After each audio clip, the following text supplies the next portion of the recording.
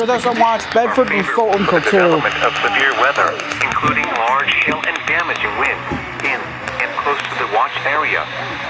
While severe weather may not be imminent, persons should remain alert for rapidly changing weather conditions and listen for later statements and possible warnings.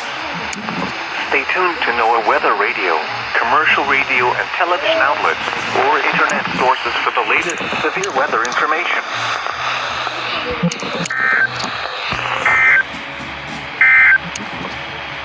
This is the NOAA Weather Radio All-Hazard Station WXM43, broadcasting from the National Weather Service Office in Sterling, Virginia, and transmitting on a frequency of 162.425 megahertz from an antenna located in Frostburg, Maryland.